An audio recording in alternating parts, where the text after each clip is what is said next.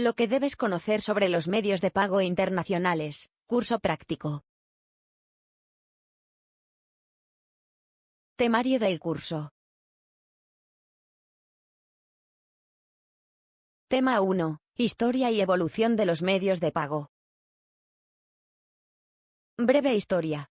Los medios de pago, sin duda, han ido evolucionando a lo largo de los siglos, desde el trueque hasta la moneda virtual.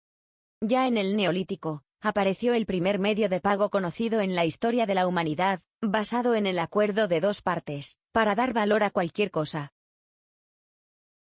Desde la pimienta y otras especias, a plumas, sal, ganado, o cualquier objeto o animal, se utilizaba para darle un valor, y poder cambiarlo por otro. Esto es lo que se conocía como trueque. Las primeras monedas fueron inventadas por los griegos en el siglo VII a.C., en la región de Anatolia, actual Turquía.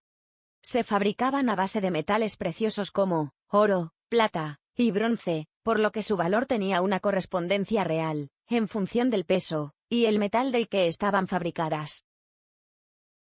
Siglos más tarde, los metales preciosos fueron siendo sustituidos por aleaciones más baratas, y, más adelante, por papel moneda. Se trataba del inicio del sistema fiduciario, en el que el valor ya no lo tenía el propio medio de pago en sí mismo. El sistema se basaba desde ese momento en la confianza de una sociedad que daba valor a ese dinero. Los primeros billetes surgieron en Suecia, en el siglo XVII. Con la era moderna, llegaron las tarjetas de crédito como medio de pago, y curiosamente la primera no fue emitida por ningún banco. En 1914 fue la Western Union, la que creó una tarjeta de fidelización, para sus clientes más selectos, que permitía además el acceso a crédito. Hoy en día, son muchas las emisoras de este tipo de tarjetas, que existen dependiendo de los mercados. De hecho, la evolución hacia el comercio electrónico ha conseguido que estas tarjetas se hayan convertido en el medio más utilizado en el entorno online. La Visa de hoy tiene su origen en la tarjeta Bank Americard, del Bank of America, lanzada en 1958. Ese mismo año nació la American Express. En Europa se introdujo la primera tarjeta en Reino Unido en 1966. La asociación entre el Banco de Bilbao y el Bank of America permitió la llegada de este medio de pago a España, en 1970. La evolución del consumo hacia el comercio electrónico ha hecho que las tarjetas sean los medios más usados en el entorno online. Contar con plataformas como Click and Pay, que las unifican todas en una misma pasarela de pagos, es un requisito casi imprescindible para operar internacionalmente. De hecho, prácticamente todo el mundo cuenta hoy en día con un smartphone, y cada día es más común pagar a través de él, y olvidarse de la cartera o monedero para las operaciones habituales. Existen multitud de aplicaciones, e incluso todas las entidades bancarias facilitan esta opción a la hora de pagar, gracias a las nuevas tecnologías con las que trabaja RedSys, como el contactless o pago por contacto, que han incorporado los establecimientos para facilitar el pago a sus clientes. Ya inmersos en el mundo digital, han surgido los conocidos wallet. La altísima penetración de los smartphones en la sociedad ha traído consigo una especie de revolución, con varias propuestas nacidas de las principales empresas tecnológicas. En 2014, Google y Apple lanzaron su tecnología para pagar a través del móvil, que poco a poco ha ido ganando adeptos, hasta convertirse en uno de los medios de pago más utilizados en algunos mercados. En China, más del 80% de los usuarios de smartphone usan WeChat. También muchas empresas ofrecen la alternativa de pago con bitcoins. Aproximadamente, existen 20 millones de usuarios de Bitcoin en el mundo, la mayor parte de ellos en grandes capitales como Madrid, Barcelona, Londres, Seúl, París, Bruselas, etc. Por ello, las tiendas tradicionales de estas ciudades han comenzado a ofrecer la posibilidad a sus clientes de pagar con bitcoins, así como con otros tipos de criptomoneda. En España, ya se puede pagar en bitcoins para reservar un apartamento en la Costa del Sol, alquilar un vehículo de alta gama, o cenar en un restaurante, entre otras opciones. El origen de los bancos centrales. A finales de la Edad Media, y con el incremento del comercio de mercancías, las ciudades portuarias del Mediterráneo necesitaban instituciones de referencia para dar garantías y solvencia a las transacciones. Esto explica que el primer banco público fundado en Europa naciera en 1401 en Barcelona, ya que era una de las potencias marítimas de la época. Fue una idea del Consell de Cent, y lo llamaron taula de canvi, mesa de cambio. Su buen funcionamiento hizo que tanto la Generalitat como la Corona de Aragón lo utilizaran. Y lo hicieron también una cuarta parte de los ciudadanos de Barcelona, los cuales abrieron una cuenta. Es importante recordar que en aquella época, las ciudades gozaban de mucha autonomía, y alguna eran incluso estado, como Venecia, Florencia o Génova. Todas tuvieron organizaciones bancarias similares a la barcelonesa, para dar cobertura financiera a los ricos mercaderes que operaban en sus puertos.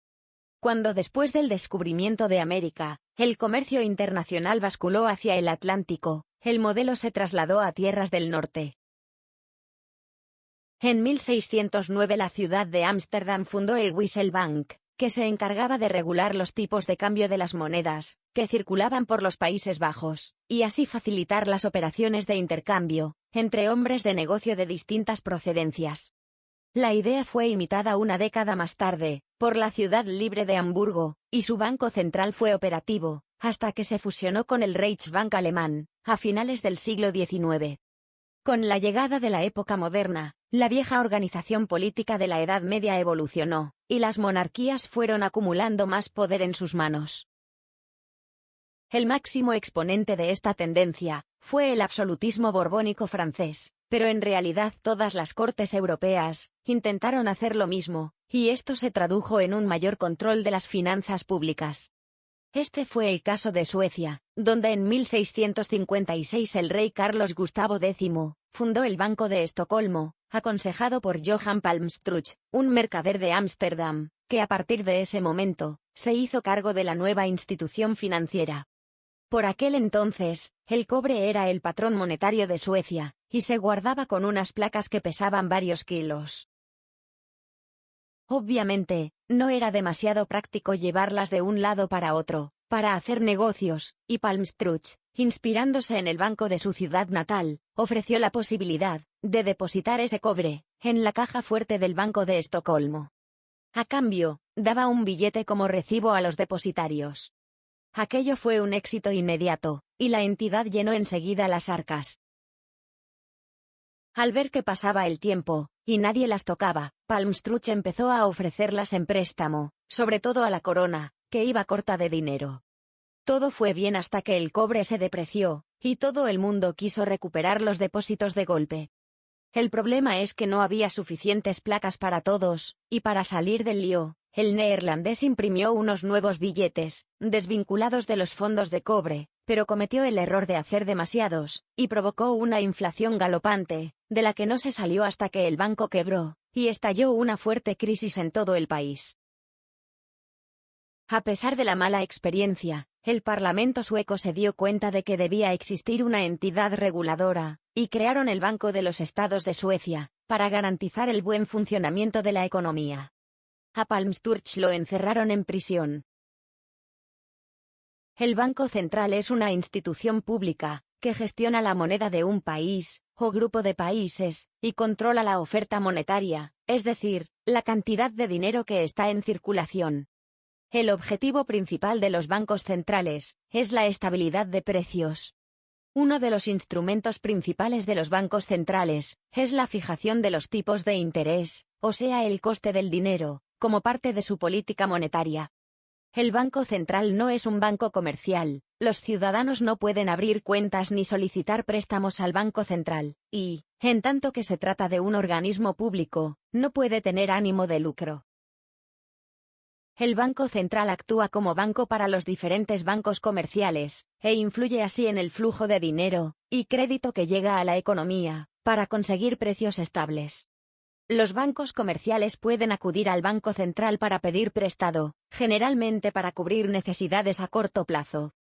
Para pedir préstamos al Banco Central, los bancos comerciales tienen que entregar activos como por ejemplo bonos públicos, o valores de renta fija privada, que tienen un valor, y que actúan como garantía de que devolverán el dinero. Ya que los bancos comerciales pueden prestar dinero a largo plazo frente a depósitos a corto plazo, pueden afrontar problemas de liquidez, una situación en la que disponen del dinero para pagar una deuda, pero no la capacidad para convertirlo en efectivo con rapidez. En estas situaciones, los bancos centrales pueden actuar de prestamistas de última instancia, lo que contribuye a mantener la estabilidad del sistema financiero. Los bancos centrales pueden tener una amplia gama de tareas además de la política monetaria. Por lo general, emiten billetes y monedas, aseguran el buen funcionamiento de los sistemas de pago para los bancos, y los instrumentos financieros negociados, gestionan las reservas en moneda extranjera, e informan al público sobre la economía. Muchos bancos centrales contribuyen asimismo a la estabilidad del sistema financiero, mediante la supervisión de los bancos comerciales, a fin de asegurar que los prestamistas no estén asumiendo riesgos excesivos. En la Unión Europea, los bancos centrales de los países que la conforman tienen cedida la soberanía en el Banco Central Europeo, que es quien asume todas las decisiones.